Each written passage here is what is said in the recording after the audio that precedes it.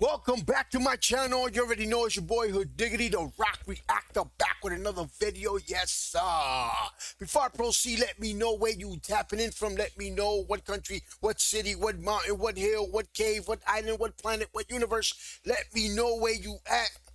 Represent your hood. Yes, sir. We got the news, the morning news. Now, on this one, guys, it says here the White House sets out new U.S. national security strategy, and Trump lays bare his contempt for Europe in blistering new national security plan.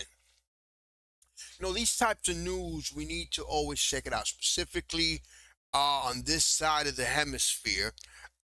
Those who United States is I would say, the titty of this country. We feed off United States, just like a lot of countries. We rely on them. So it's always good to be updated on what's going on over there in the States. Specifically me, I have families in the States, my children, my mom, my brothers, my cousins. So I always like to keep updated, of course. Plus, it's very entertaining. Trump is a very entertaining dude after all. So let's get right to it, guys. And before we do, if you haven't already, make sure you subscribe to my channel, hit the notification bell, hit the like button. Any donations to my channel will be greatly appreciated. My PayPal account is on the screen. Let's get it. With the Trump administration's drastic changes to U.S. national security strategy and its very role in the world. The document, which lays out U.S. foreign policy priorities, sounds a clear retreat, stating, quote, "The days of the U.S. propping up the entire world order like Atlas are over." The message to U.S. allies. So let's take a listen. Let's read this. So the U.S. will no longer be the policemen of the world. You know, guys, sometimes I think, from my side, it's like that's not convenient to our country because we need the U.S. But if I was an American born and I was American, I would say that. Why the hell do we have to give our resources to someone else, to other countries? Then again, it makes sense because a lot of times the U.S. also needs allies. The U.S. does business with different countries. So I think it's a win-win situation, but it depends on how you look at it. Because sometimes the U.S. See, now you have Trump. Trump is like a president that he's American. He's patriot. He wants to do just for the American people. Not everybody agrees with him. So the U.S. will no longer be the policeman to the world. That's kind of iffy depending on your perception and depending on from what side you're looking at it. Nations should be responsible for their own defense. That's true, but then you have little countries and then you have big countries bullying little countries, and then big countries have to step in. So that's also iffy. The war in Ukraine must end. Totally agreed. I mean, there's no way of me expressing how much I agreed with that one. But the question is how it must end. How? It must end. On what condition? Because that recent peace plan is giving Ukraine the short end of the stick. It might as well be a surrender. Is that they, quote, "must assume primary responsibility for their regions and contribute far more to our collective defense." One might say that means you, NATO, and Japan, and South Korea, and others. The American priorities in Ukraine now are to end the war fast and to make nice with Moscow, to, quote, "reestablish strategic stability with Russia." Take note, for Israel and Saudi Arabia and others, the document says that America's reasons for focusing on the Middle East will recede. That's quite a change. And in an... That's the thing that Trump wants to end, or the Trump administration, they want to end the Ukraine war, but they want to make good with Russia. So what they're doing is they catering too much with Russia just to end the war. You understand? To keep that relationship. But at the end of the day, that doesn't benefit everybody, especially Ukraine. Attempt to impose a MAGA agenda on Europe, The Trump administration warns Europe it must sharply reduce immigration or face, quote, civilizational erasure due to migration from non-European countries. Joining me now is General Wesley Clark. He is the former NATO Supreme Allied Commander. And General Clark, I imagine your eyes were bulging to some degree as you read this document here. You commanded U.S. forces in Europe at a time when the American approach to the world was quite different than that which is laid out in this document here. What was your reaction to reading it? What does it mean? First of all, I think it's very consistent with the actions and statements that the Trump administration has made. So I don't think there was any surprise in it. It is a transactional world. It's back to spheres of influence. It sacrifices the magic of America. For 250 years, America has lived the dream that we gave to all of mankind. And we were always a radical power. That is to say, we believed that others should share the benefits of democracy and liberty. And we acted to protect that. This is a retreat from the world, it seems to me. It's a smaller, weaker America. And Jim, I asked myself, why is it? Because somewhere in this document, it sort of indicates we can't afford it. But at the same time, the document is saying we're such a great, vibrant nation. We're so great. So why can't we afford this? Is it because we can't deal with our own fiscal responsibility that we demand tax cuts? There have been these three major tax cuts since 9/11 that have really sunk the United States into a difficult deficit position. Is that what this is about? And we're sacrificing 80 years of U.S. leadership, the rules-based international order, which has served us so well, and we're falling back into this sort of hemispheric, hands-up protective status. And, you know, when you look at it, you think, well, what about the dollar? Well, the administration wants to protect the dollar. Well, this is not the right way to do it. Well, what about the use of force in Latin America? Well, it doesn't seem like that's a problem for the administration. It's been tried in the past, never worked very well, hasn't worked in Haiti. It's not going to work in Venezuela.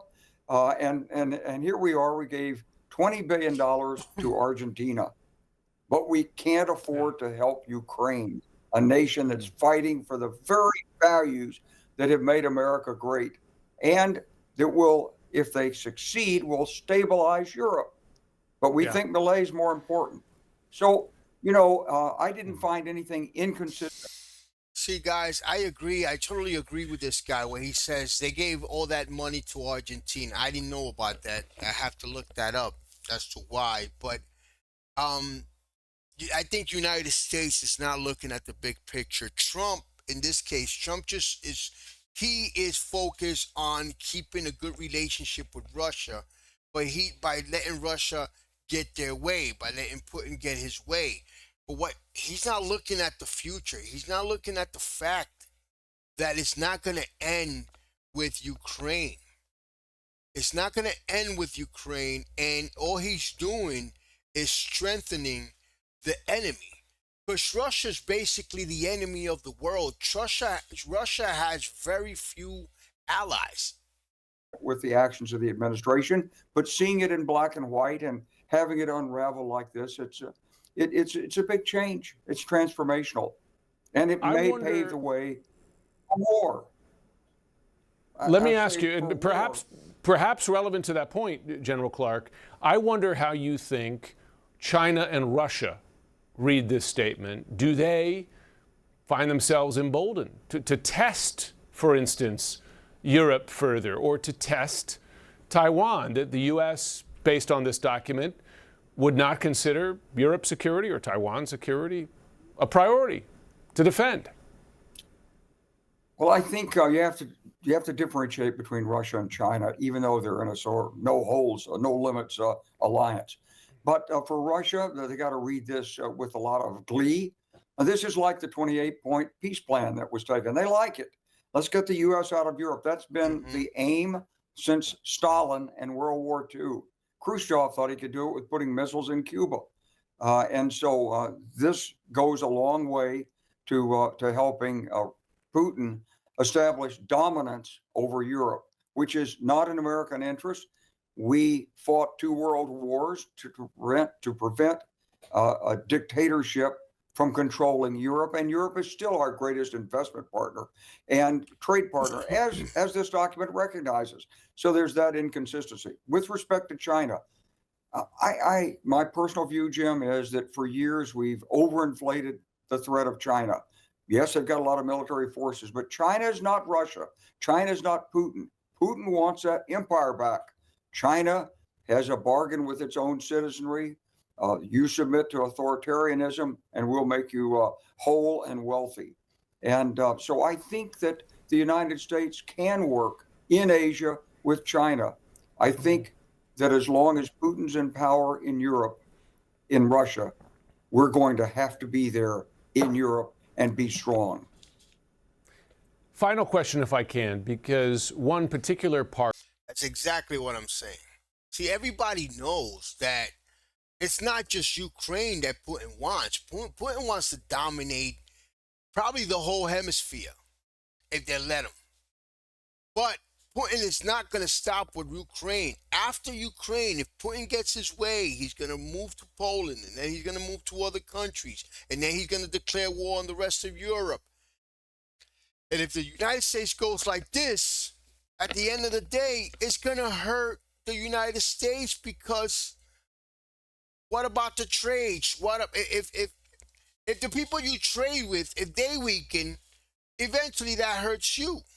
Part of the national security strategy has attracted particular attention because in it you have the U.S. in effect goading Europe to adapt a MAGA immigration policy, right? And it goes so far as to say that Europe faces, quote, civilizational erasure if it continues to allow migration specifically from non-European countries. And I'm aware of the tensions that large waves of immigration, you think from the Syrian war, have caused in Europe. But do you find that language about civilizational erasure, do you find that acceptable language, an acceptable goal for the U.S. to be identifying?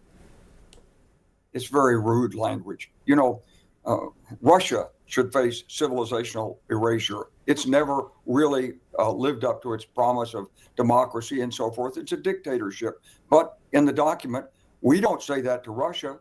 We don't challenge China, even though they say the greatest threat to China is Western democratic values. Instead, we want to go after our dearest, longest allies. Why is that? Because I know there are supporters of the government in Washington who are in the data business, and Europe has different privacy laws. And I know there's frictions there, and some of these people supported J.D. Vance. And so I think there's some internal U.S. politics. But when it gets out into a national security strategy like this, I think it's offensive. I don't think it has any place in that strategy. And Europe does have to manage immigration. But Jim, I got to be honest with you.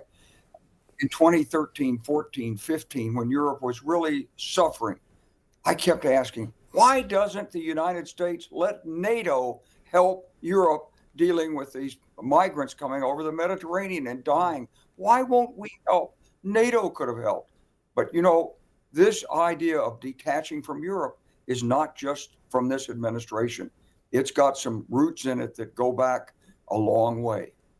No question. Well, the first America First movement, as you know, well, was in the 1930s, prior to World War II.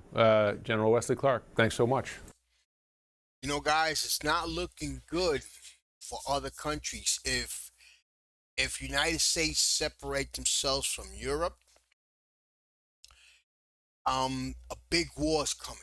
Big change, very big change. Possibly World War III. It's going to be something that's going to topple. It's going to cause a world domino effect. It's going to be crazy. I hope to not see that, because that's going to affect each and everyone. It's going to affect it. Each and everyone. All I can say is, may God help us. You guys let us know. Let me know what you think, guys. This is crazy, guys. Changes are coming. Crazy changes are coming. Guys, you already know, man. Subscribe to my channel, hit the notification bell, hit the like button. Any donations to my channel will be greatly appreciated. My PayPal account is on the screen. May God help us all. Peace, love, and God bless.